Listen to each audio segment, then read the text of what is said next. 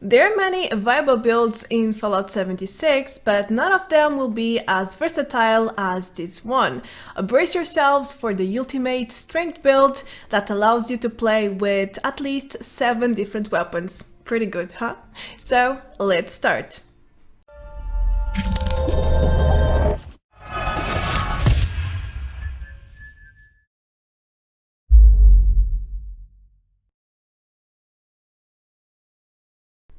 Hello everyone, welcome to another Fallout 76 video, and it has been over a year since I did a video on my current build.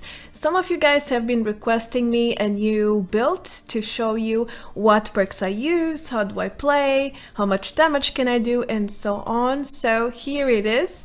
I am delivering. It took me a while, but better that way. I don't like to rush things, and I decided to make a complete guide, so I will go over everything: attributes, perks, mutations, strategies, even gear. So without any further delay, let's get right into it, shall we?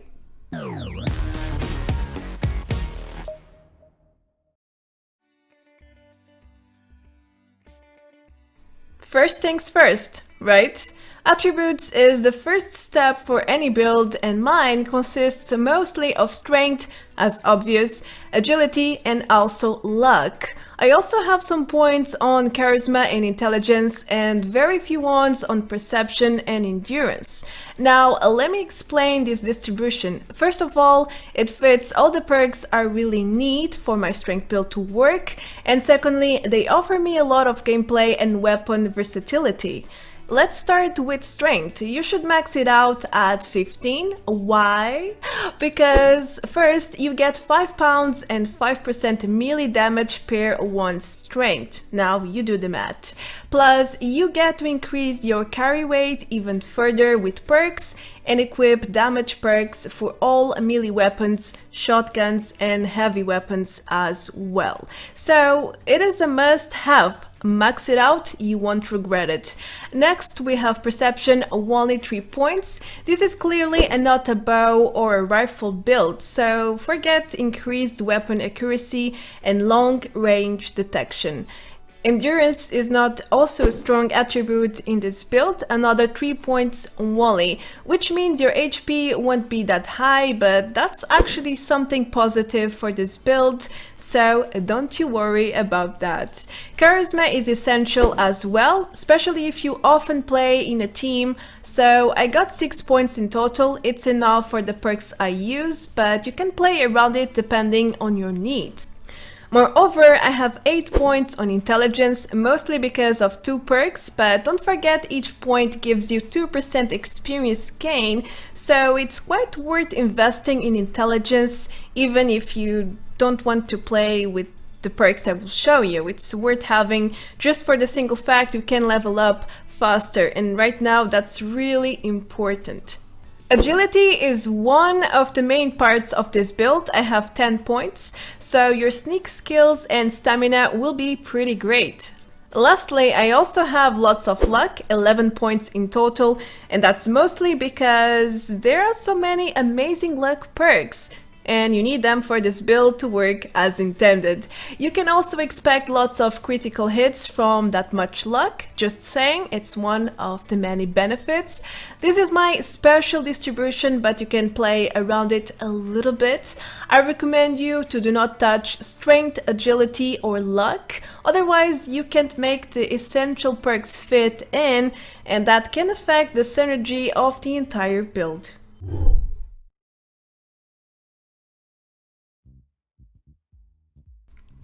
Before I explain the perks you should use, keep in mind that this build can only achieve its max potential with bloodied weapons and unwielding full armor set.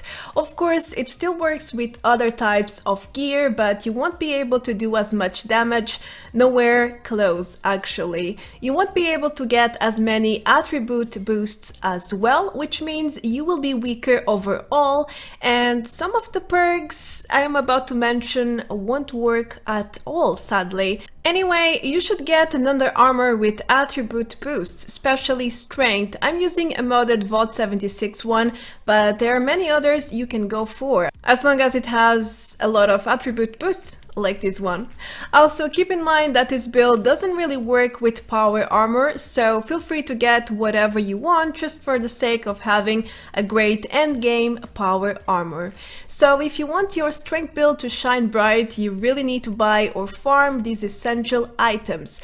Bloodied or bloodied explosive weapons, that's a must. And the second one, as I mentioned, is a full unwielding armor set. It doesn't have to be from the same armor type, it can be one from each if you want, or if it's whatever you find. As long as it's unwielding, that's what matters here.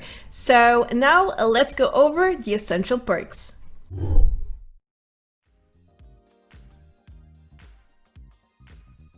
Alright, it's mutation time, literally. I use several mutations and some of them have become trendy lately due to the public team's benefits.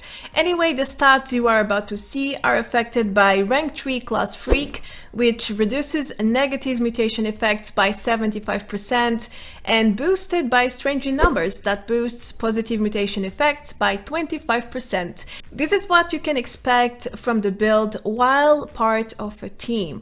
Let's start with the most important mutations. Adrenaline reaction will increase your weapon damage when you are low HP at the cost of some HP as well, about 15 in this case, not much. Now this mutation pairs very well with bloodied and wielding, so please make sure to get it for that extra damage. Next we have Marsupial. It will give you 25 carry weight and increase your jump height at the cost of -1 intelligence. I can't imagine playing without this mutation anymore. The jump height is just so nice to have. It's crazy how much it changes your gameplay. Now you should also get Speed Demon, since you can run and reload faster at the cost of getting, well, thirsty and hungry a little quicker than usual, but that's okay. Twisted Muscles is a must-have if you want to play melee. I played melee for about a year, that's why it's still there, but if you want to go for fire weapons, then do not get it. Now, the last 3 perks are optional and it's totally up to you if you want to get them or not. First, I highly recommend you to get either Carnivore or Herbivore, because these 2 mutations allow you to get double the benefits from meat or plant-based foods since update 20. I went for Herbivore, as you can see, and now I'm getting way more benefits. For example, a Cranberry Relish gives me up to 25% experience gain, and that's insane, really insane. You can also boost other attributes way more. Check my other video here on how it works. Lastly, the Egghead will give you up to 8 more intelligence points. That equals 16% experience gain. Pretty good, huh? And at the cost of nothing much. And you can also get a boost to every stat by 3 with herd mentality. But remember, these numbers can only be achieved if you are part of a team using the 2 perks I mentioned already.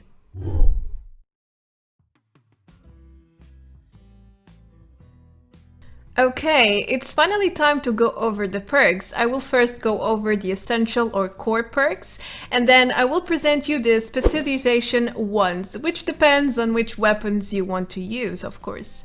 Also keep in mind that the strength build is also a high carry weight build. I love to go around with 500 carry weight, and that's why I favor weight reduction effects and carry weight perks.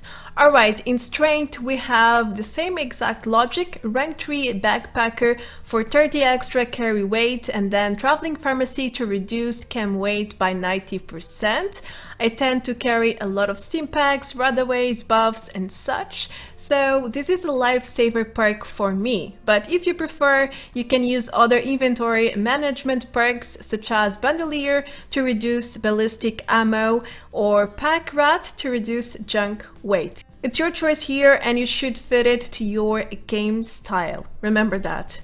There is nothing must-have in perception, but in endurance, I highly recommend you to go for Fireproof rank 3, since first, it nullifies the Scorch Beast Sonic Wave, the damage is completely gone with this perk, and secondly, it prevents you from killing yourself with explosive weapons. It's a powerful perk and I have it maxed out, as you can see.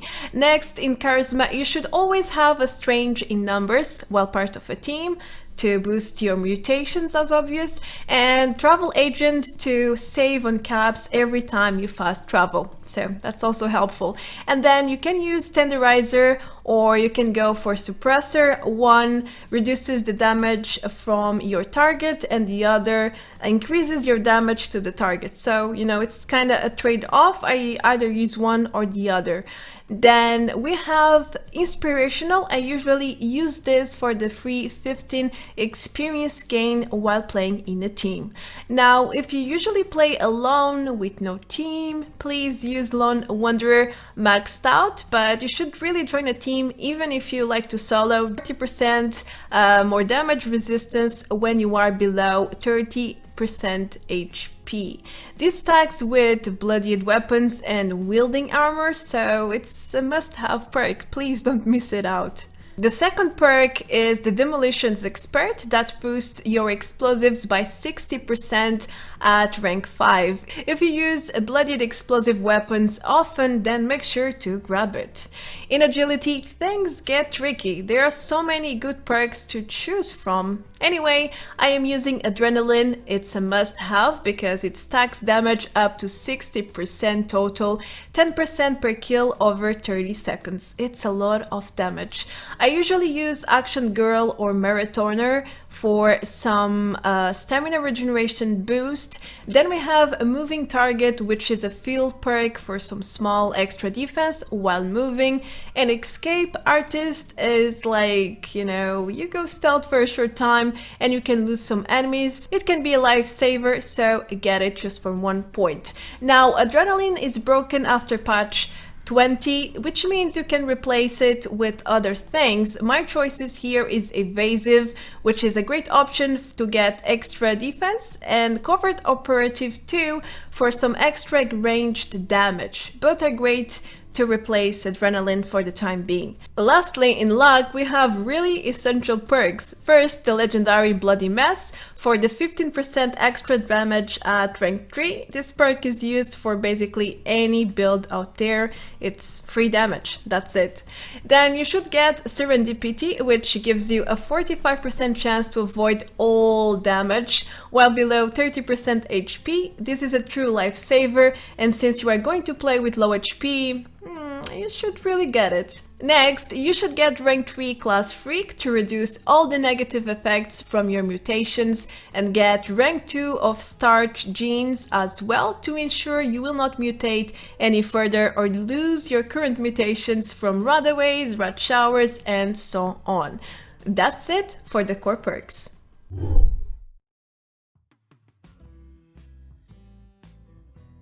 In specialization perks, it's pretty much up to what weapon you want to play with, and if you like to play with different weapons, then you will have to change perks very often. It's just the way it is. For one-hand melee weapons, you need to rank up the Gladiator perks. There are 3 in total: Gladiator, Expert Gladiator, and Master Gladiator, for a total of 90% increased damage. It's the same exact for two-hand melee weapons. The perks are Slugger, Expert, and Master respectively, and you can also go for Unarm. The perk is Iron Fist in this case. Now, for melee builds, you should use 2 more perks, which means you should have to replace the inventory management perks. That's one of the reasons I kinda switched to fire weapons. First, I recommend you to use a Martial Artist to get a 30% attack speed with melee weapons, and well, a reduced weight on all of them as well. Incisor is also a great choice for more armor penetration, but it's not a must, so if you don't have space for it, just leave it behind. Next, for the shotgunner build, you also have 3 damage perks up to 90% damage boost. Another essential perk for shotguns is the Enforcer under agility, which can cripple and disable enemies. You get a chance to bind them to the floor, and that can be really helpful. For example, if you don't want to kill a lot of enemies, if you want to, take your time, they will just stay on the floor, they can damage you, or they take a really long time to get to you. So it's a very strong perk. Next, you can go for heavy weapons as well. The same thing in strength, 3 perks, heavy gunner, up to 90% more damage. I usually play with the glowing sign under perception because when I use heavy weapons, it usually means I'm doing endgame events like Scorched Earth or Radiation Rumble, where a lot of glowing enemies spawn, so it makes a lot of sense. You can also go for Exterminator to kill any insect faster if you don't like the glowing sign. Anyway, if you like pistols, you can also go for Gunslinger perks under agility. I do not have the perks, but it's possible to play with pistols as well. That's as simple as I can make it for the different weapons you can play with this strength build.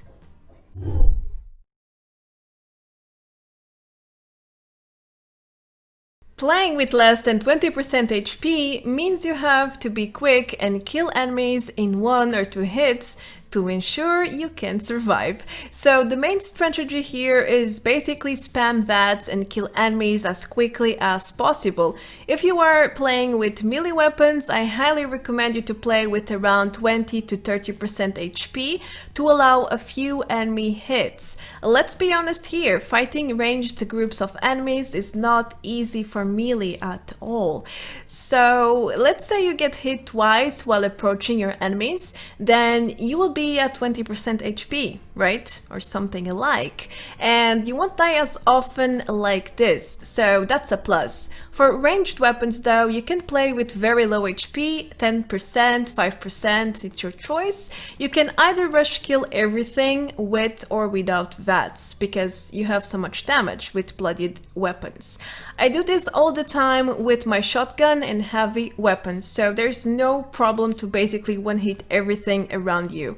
Make sure to keep your distance at all times, and if you see you are going down, make sure to pop up a Radaway and then use a steam pack. Keep them in your inventory or your favorite spar in this case for a quick usage whenever necessary. Moreover, it's important to keep moving and jumping to avoid damage and lower the accuracy of your enemies. Using the environment as protection helps a lot against ranged enemies as well.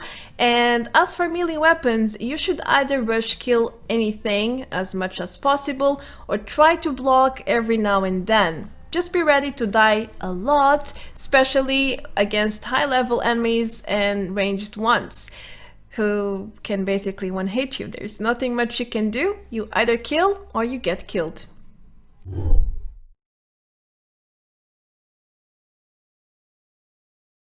Remember when I mentioned this strength build is also focused on carry weight? Well, here are some more tips on how to boost it further besides the 15 strength with a wielding effect on your armor, which should give you around 30 strength while at 10-20% HP. That's at least 150 extra carry weight, by the way. It's pretty impressive. First of all, you need a standard backpack. You can check my complete guide on how to get one if you don't know how yet. Then you should get the high capacity mod, which will increase your carry weight to 120 with the backpack alone. I know you get a little bit more rads, but it's totally worth it in my view. You can temporarily boost your strength as well with camps, food or drinks, but there is a rule here. Only the latest food or drink with strength will prevail. It's the same for any other stat. They do not stack, it's a shame, but it is the way it works for camps as well, so keep that in mind. If you are using any armor besides the Secret Service Agency, you can also attach the pocket mods to each armor piece to get 10 extra carry weight per piece. You can get a total of 50 carry weight with a full set. I used to have it on my combat and scout armor before, Now, I can't anymore since the secret agency does not have this mod for limbs, and for the torso they do, but you have to trade jetpack or deep pocket mod. The choice is quite obvious, at least for me. So yeah, I'm losing 50 carry weight there, but I still can reach up to 500 on a normal day, so that's great. Another thing to look for is secondary legendary effects that reduce weight. And by that I mean such as weapons, food, ammo, and so on. They don't necessarily expand your carry weight, the number is the same, but they surely help you carry more with the same inventory space, and that's amazing.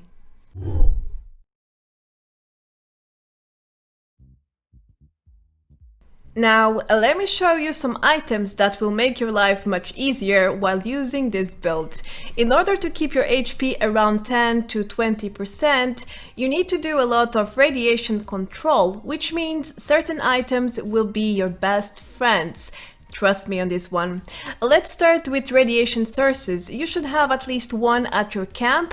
Natural sources include water and radiation barrels. You can get one from the event Radiation Rumble as well. The plan is a very rare drop though, but if you get it, you can build your own RADS barrel and it can be very useful. If you would like a more mobile alternative, you can always consume raw meat. That's pretty easy to find, which will give you a lot of RADs and probably some diseases along the way. There is a safe option here though, no worries. Go to West Tech and collect the toxic goo flasks you find. You can get 120 rads per serum you consume. Now to remove rads, make sure to always have radaways with you, and at your camp you should have a rad shower to quickly and freely remove as much as you want or need.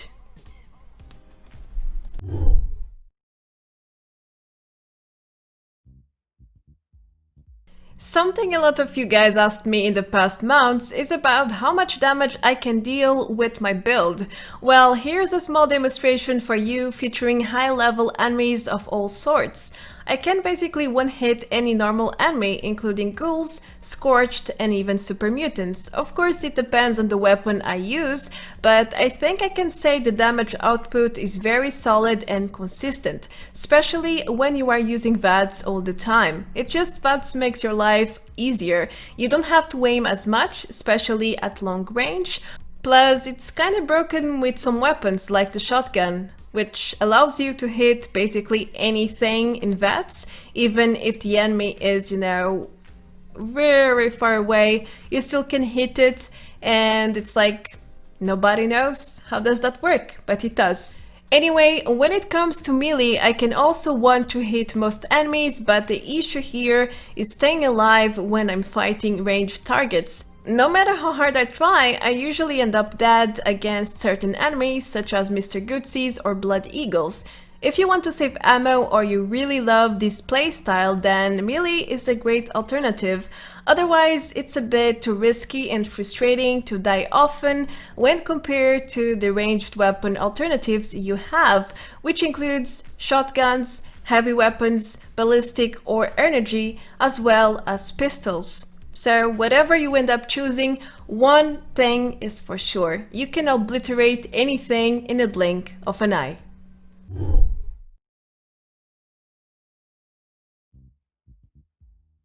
Now, to finish this guide, I want to make an overview with the main pros and cons of this strength build. Let's start with the negative stuff and end with some positivity, shall we? So the main downside of this build is probably the low survivability, since you go around with very low HP. It's normal that you die more than expected, especially with melee weapons. Now, dying can have a very annoying side effect. It can trigger the respawn window bug, which can force you to respawn a second time elsewhere, or it can block you from respawning at all. It won't allow you. In that case, it forces you to 1. Rejoin the server, or 2. Restart the game, and that's really, really annoying. It happens to me all the time, by the way. And, well, another downside is having low HP, which means you cannot tank anything, and in PvP you don't really stand a chance unless you hit and kill them first. Now, having such low endurance means you will get sick all the time and from basically anything. Water, insects, glowing enemies, blood barrels, they will make you sick. Everything will make you sick. This forces you to buy or craft disease cures and antibiotics very often because you are quite sick. You can just go to White Spring, but that's also a bit annoying. Moreover, your intelligence is average, and as you should know, this stat can boost your experience gain, so not having 15 here means you are missing out 9 points, which equals 18 experience gain in total. So that's quite a difference in contrast with people with intelligence builds. Oh well, what can you do? Having low perception also means you cannot play with certain weapons, such as rifles, including the popular handmaids and Tesla rifles, as well as bows.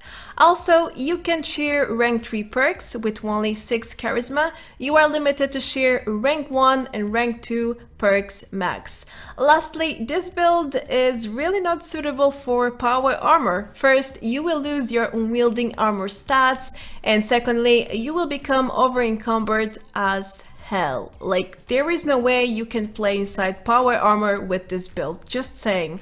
Moving to the main benefits, you can enjoy a build with really high damage input with basically any weapon time you can use. One hit is the rule, and that's fantastic. Next, the carry weight is also one of the main perks. You can enjoy around 500 carry weight at all times, as long as you want. You can also choose your game style from, rushing in, killing everything, or you can go sneaking and stealthy. You can go one or the other. The choice is yours. Versatility at its best. Now, when it comes to weapons, you can choose from 6 different types: one hand, 2 hands, shotguns, heavy weapons, and pistols as well. Wow. Quite the list, huh? You can also enjoy a very high stamina from your high agility, which includes a fast regeneration. So feel free to jump and run as much as you want during combat. Also, feel free to sneak and watch enemies hardly noticing you around. High sneak skills. Indeed. You can enjoy a high critical hit recharge due to the high luck. For example, one VATS hit with my 50 call means half the crit bar is filled.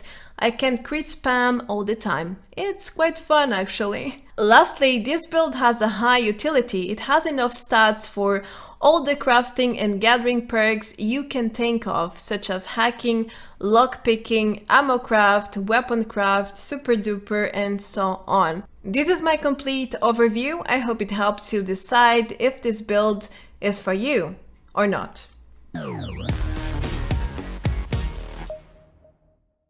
I think I officially broke my own records and just created the longest video ever.